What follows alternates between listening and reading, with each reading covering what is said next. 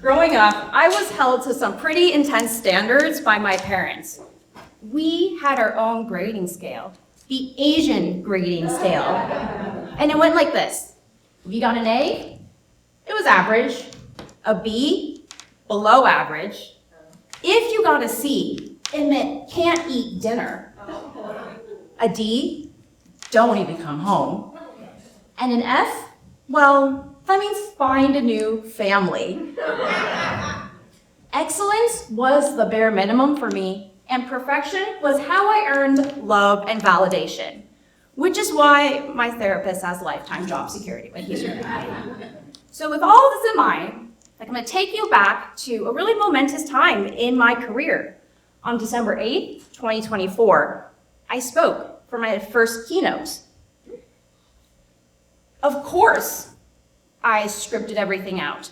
Of course, I knew exactly what I was going to wear. Of course, I called ahead of time to ask what type of microphone I would be using. Of course, I planned for all contingencies, because Asian standards. And it wasn't the first time I'd spoken on stage to a large crowd by any means. It was just, the first time as me and my business. So I get on stage, I grab the mic, and I just lost it. Didn't plan for that contingency. And when I stood back up from my laughing fit, I see a room full of blank and confused stares, all saying one thing to me: can't eat dinner.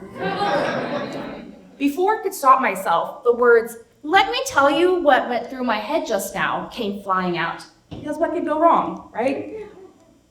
Well, I've been practicing my keynote with my Hitachi magic wand. And if you don't know what a Hitachi magic wand is, it's a back massager that is more commonly used by women to massage other areas. It was the closest thing I had to a microphone, and because this thing is so large, in order to get it right here, the head of the massager, to mimic a microphone, I ended up having to hold it down here by my belly button. And just now, when I was taking that microphone off the stand, I realized I grossly underestimated just how small this thing actually was, this microphone.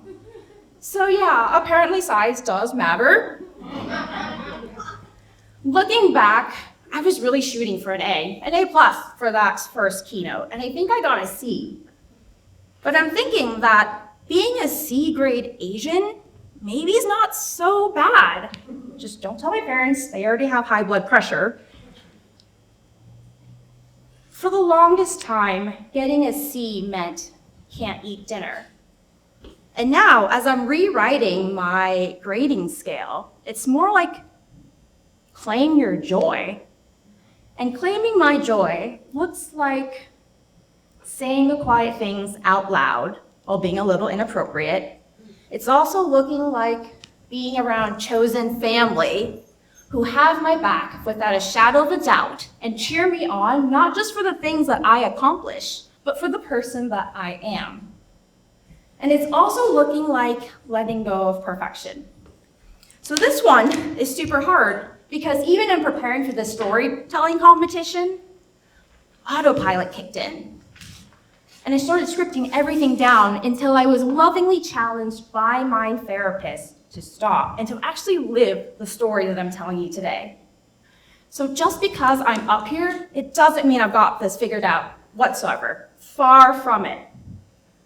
Rewriting my grading scale and unlearning what does not serve me is going to be a lifelong process. And I'm thinking, if I'm still working on this, I'm not the only one in this room also trying to unlearn a few things, especially if your standards that you're living by were never yours to begin with. Because if you're constantly trying to meet other people's expectations, you'll always be chasing a goalpost that never stops moving. So, if you need a little nudge, I'm giving you this permission to consider writing your own grading scale to what makes you happy so that you can also claim your joy.